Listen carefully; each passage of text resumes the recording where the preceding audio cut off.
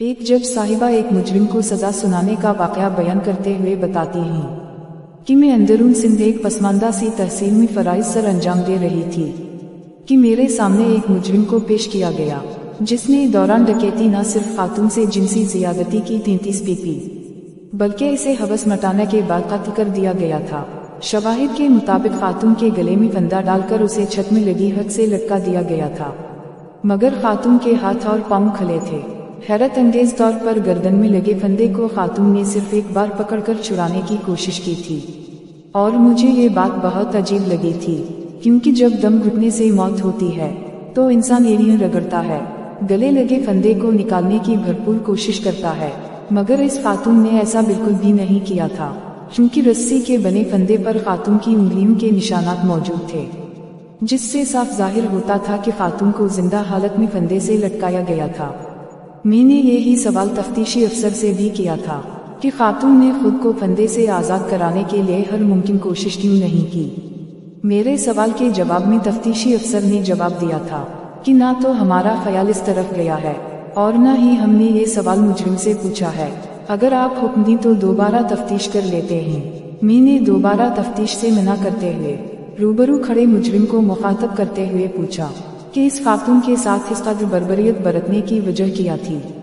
اور دوسرا تم نے جب خاتون کو چھت سے لٹکایا تو اس کے ہاتھ بے اختیار پھندے سے آزاد ہونے کی کوشش کے لیے پھندے کو بار بار جگہ جگہ لگنے چاہ رہے تھے، کیوں نہیں لگے؟ میری بات سن کر سامنے کھڑا مجرم مکروہ ہنسا اور بولا کہ خاتون کا پھندے کو ہاتھ نہ لگانے کی وجہ اس کی ممتا تھی اور قتل کرنے کی وجہ کوئی بھی نہیں تھی۔ مجھے میرے سائیں وڈیرا نے حکم دیا کہ اس کے ساتھ عیاشی کر مگر مطلب پورا ہو جانے پر ثبوت مٹا دینا، اور اگر میرے کام کی کوئی چیز ملی تو لا کر مجھے دے دینا۔ دراصل خاتون اور اس کا شوہر پڑھے لکھے تھے اور وڈیرا کی دھونس نہیں مانتے تھے، اسی لیے وڈیرا نے میرے ذریعے ان کو سزا دینے کا فیصلہ کر لیا، اور وڈیرا کے حکم پر میں نے سزا دے دی۔ میں دن دہاڑا شوہر کی غیر موجودگی میں ان کے گھر گھسا، خاتون کے گھر سے سارا قیمتی سامان اور زیور سمیٹا، بعد میں خاتون سے زیادتی کی اور ثبوت مٹانے کی خاطر خاتون کو پھندے سے لٹکا دیا تاکہ لوگوں کو لگے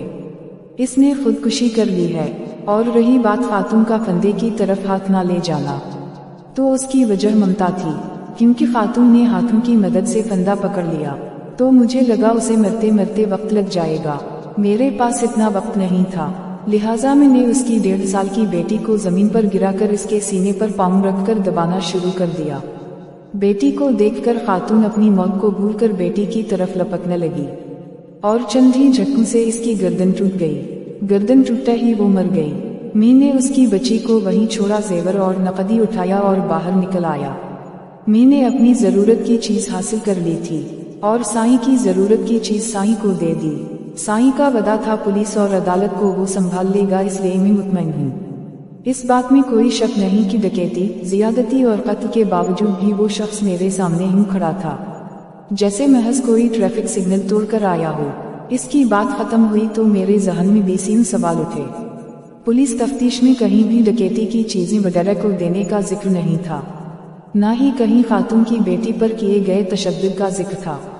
نہ ڈکیتی کی واردات میں لوٹا گیا مال مسروقہ پورا لکھا گیا تھا، جس سے صاف ظاہر تھا کہ پولیس والوں کو خدا سے زیادہ وڈیرا کا خوف تھا۔ میں نے مجرم کو 3 بار سزائے موت سنائی تھی، جس پر بعد ازاں مجھے خود بھی قانونی کارروائی کا سامنا کرنا پڑا تھا، مگر میں نے سزا کے اضافی نوٹ میں لکھا تھا 1 بار سزائے موت زیادتی کے جرم میں اور دوسری بار سزائے موت قتل کے جرم میں، جبکہ تیسری بار سزائے موت اس 1.5 سال کی معصوم یتیم ننھتی کلی پر ظلم کے جرم میں۔ اور ساتھ ہی تفتیشی افسر کو میں نے سائیں کو شامل تفتیش کرنے کا حکم دے دیا تھا،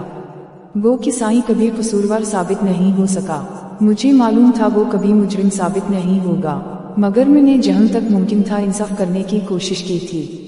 میرے فیصلے کی وجہ سے مجھے بھی جواب دہ ہونا پڑا تھا،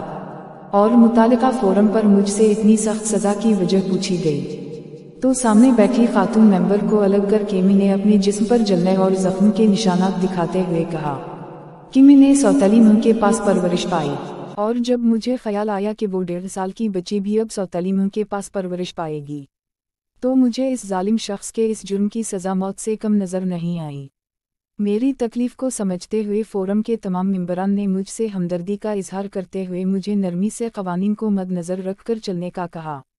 اور میرے فیصلے کو برقرار رکھنے کا حکم بھی دے دیا۔ جب میرا کیس ختم ہوا تو اس فورم کے تمام مرد ممبران نے میرے سر پر دست شفقت رکھا اور میں رونے لگی تو انہوں نے وجہ پوچھی۔ میں نے روتے ہوئے بتایا کہ جب سے سوتیلی ماں گھر میں آئی تھی اس دن کے بعد پہلی بار کسی نے اتنی شفقت سے میرے سر پر ہاتھ رکھا ہے۔ خاتون ممبر نے مجھے گلے لگا کر بوسہ شفقت دیا اور ڈھیروں دعائیں دے کر رخصت کر دیا۔ میری وہاں سے پوسٹنگ کر کے مجھے کراچی شہر میں بھیج دیا گیا کیونکہ میں وڈیرا کے غضب کا شکار بن سکتی تھی اور کوئی مجھے بچا نہ پاتا۔ بقیہ ماندہ ملازمت میں نے کراچی شہر میں ہی گزاری۔